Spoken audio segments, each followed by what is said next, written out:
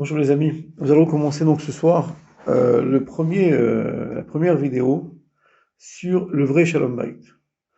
Ce vrai Shalom Bayit là, en fait, ce sont les mamarim, les enseignements du Rabbi Rayatz que le Rabbi a donné pour le mariage du Rabbi Menachem Mendel, notre Rabbi Lubavitch, avec la Rabbi Chaya Mushka.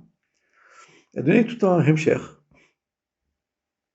sur comment se passe un mariage. Et vraiment c'est étonnant parce que il laisse aucun détail au hasard. Il parle de tout. Le premier shiur ne commence pas, a priori, on n'a pas l'impression qu'il parle du mariage. Mais en vérité, c'était ce qu'on appelle Kabbalat Panim. Le moment où on a reçu, les Khatanim vont à la rencontre l'un de l'autre. Et ça a été l'occasion de donner encore un premier Mahama, dans lequel il dit V'chol banaïch limudei havayeh. Et tous tes enfants étudient Dieu. V'rav shalom banaïch. Et à ce moment-là, il sera très important le shalom de tes enfants. Atikre banaïch el abonaïch. Ne dis pas tes enfants, mais tes constructeurs. Ça veut dire quoi ça, d'étudier Dieu? Alors les Chachamim nous enseignent, ils disent, ils étudient la Torah de Dieu, la Torah, comme s'ils étaient les élèves assis à la yeshiva de Dieu. Et c'est comme ça qu'il faut vraiment étudier. Pourquoi? Parce qu'on pourrait penser, bon, c'est connu que la Torah n'est pas une science, la Torah est le livre de Dieu dans lequel Dieu s'exprime. C'est-à-dire au moment où tu étudies la Torah, tu es l'élève de Dieu. Tu apprends des choses surnaturelles, suprarationnelles. Et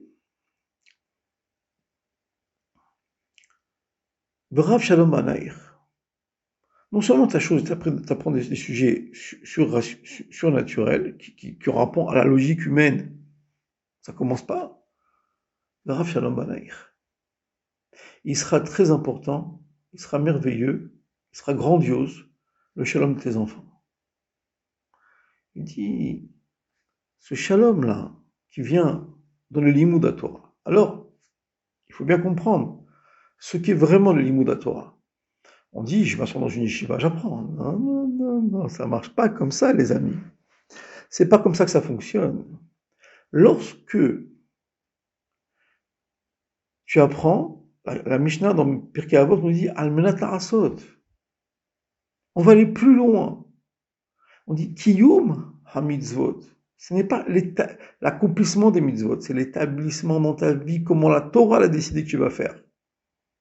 Et pour comprendre bien, hein, Rachontal, il m'avait dit, tu sais c'est quoi un limoud? Je dis non, c'est quoi un limoud? Limoud ça veut dire étudier. Il me dit non, un limoud c'est un bâton d'environ 1 mètre, 1 mètre 20, qui est taillé un petit peu en pointe comme ça, hein, avec lequel le fermier pousse à droite et à gauche le veau, avancer comme lui il veut. Donc il court un petit peu d'ici, un petit peu de là, et le veau il suit la volonté du fermier. Et j'ai vu ce veau-là et ce fermier-là, je les ai vus en Ukraine à l'époque quand j'allais voir chez le Baal Shem Tov. On avait fait le tour des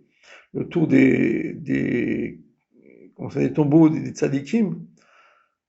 À chaque fois qu'on est dans une ville, on voyait ce bonhomme-là, un bonhomme qui était avec un morceau de bâton en train de pousser un veau. Le Limud Torah, c'est ce qui nous amène, qui nous pousse ici, qui nous pousse de là, pour nous amener comment Dieu veut qu'on fasse. C'est ça le Limud Torah. Et si on étudie la Torah de cette façon-là, le Rav Shalom Banaïr, il sera important, il sera grandiose, le shalom de tes enfants. Alors il dit, ça correspond à la bracha de Yosef. La bracha de Yosef, c'est V'yidgu larov b'kerev haaretz. Yosef, c'est qui? On dit Yosef ben Porat Aleaïn. Yosef, c'est un garçon qui fructifie, qui enlève l'œil. Comme on dit, le mauvais œil. Yosef, c'est un garçon qui a amené la bracha et qui multiplie encore et qui amène encore la multiplication de la bracha sur terre. Jusqu'au moment où on dit ils vont poissonner tellement il y en a, enfin sur terre. Sur terre, il n'y a pas de poisson. Il dit, c'est ça l'histoire. La Torah dans laquelle tu as plongé dedans, tu vis comme ça, tu penses comme ça. Comment l'Occident il pense, c'est son problème à lui, l'Occident, ce qu'il pense. Moi, je pense comme la Torah, elle pense. À ce moment-là, tu connais la bracha.